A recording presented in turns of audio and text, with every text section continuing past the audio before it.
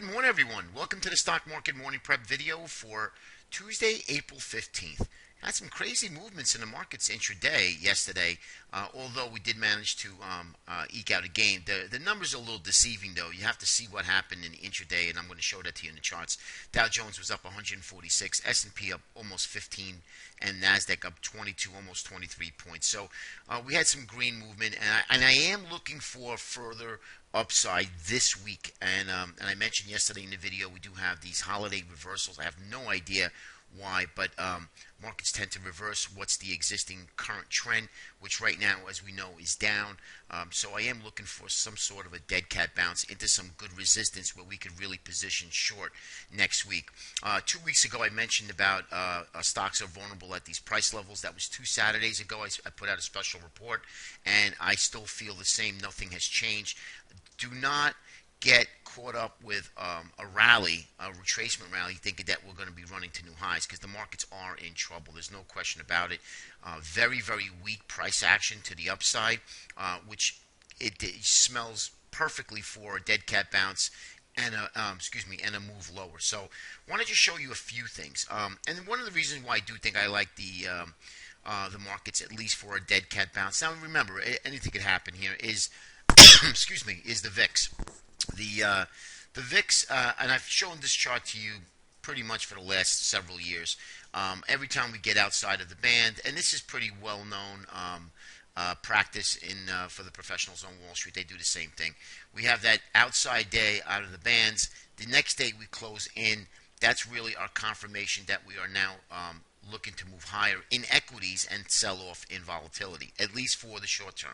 So that's one of the reasons why I'm looking for a bounce. The other is stocks above the 50-day moving average. We're usually in the zone where we start to get a little bit of a bounce. So another indicator telling me that we are possibly looking for some sort of a dead cat bounce. Now, the McClellan Oscillator also is making lower lows and lower highs. So we do have a bearish pattern in the McClellan Oscillator. But remember, we can move to the upside. There's plenty of room to the upside, and there's plenty of room to the downside before we get extremely oversold. So this is just in a zone right now. So this also tells me that there's plenty of room here on either side, and we're not extended. So that's another good sign. Quickly on the tick. The tick here making lower lows and lower highs. We do have a bearish pattern, but now when you get to these, a little bit of these extremes, you do get a pop up here. Okay, so but what's happening, if you noticed, pretty much half of April, pretty much all of April and a good part of March, you notice that we were below. This is the end of day tick.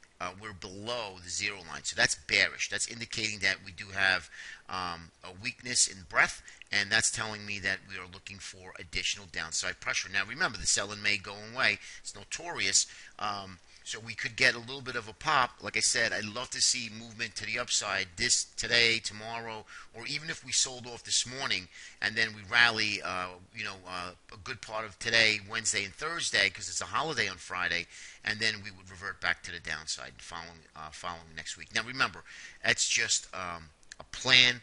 We have to make it actionable by telling us that price is exactly doing what our plan is. Okay, so just remember that. We just don't want to go out and buy everything because that's what we're thinking.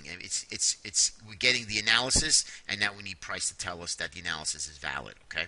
Then the last one is I want to show you before we get to charts is the dollar. My Q is going to be, my analysis is going to be the dollar and the yen, and of course bonds.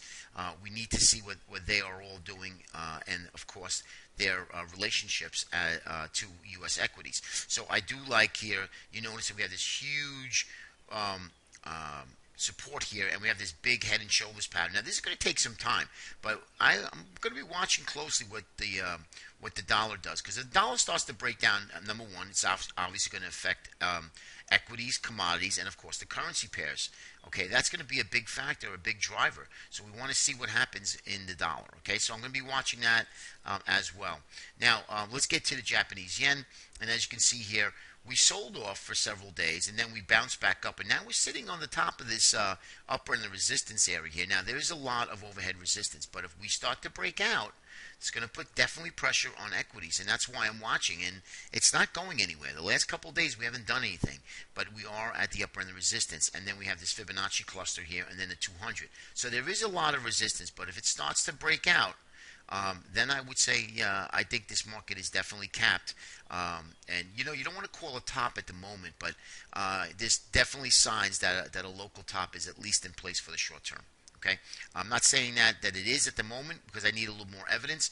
But once we continue to go back down and make series of lower lows and lower highs, taking out some key pivotal areas, then I can firmly say that. Right now, it's still a little too early.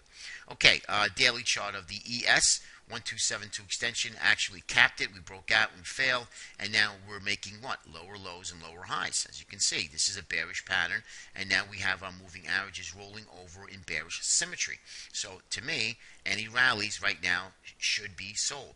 Now it's been difficult because the market's either gapped down and then rallied pretty much the most of the day, or we've gapped up and then we stayed in a zone and not really breaking too much movement to the downside. So the days that we're down actually gap lower and stay lower with very little retracements intraday. So that's the problem. So, and you don't want to be chasing a falling knife, and you don't want to just blindly just get short. You have to continue to trade that plan. Okay, and sometimes the plan says, I missed it and I'm moving on and I'm waiting for the next setup, and that's really what you should be doing.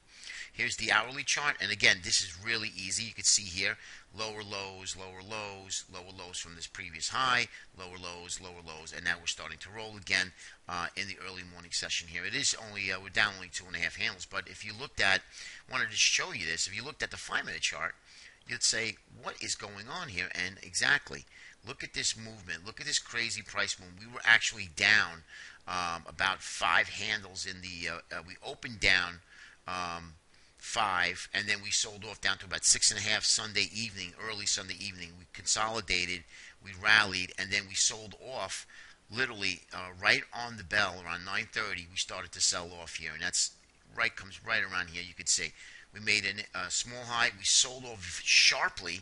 So now you're thinking, okay, I'm going to look for the next pullback to get short. Well, that doesn't happen.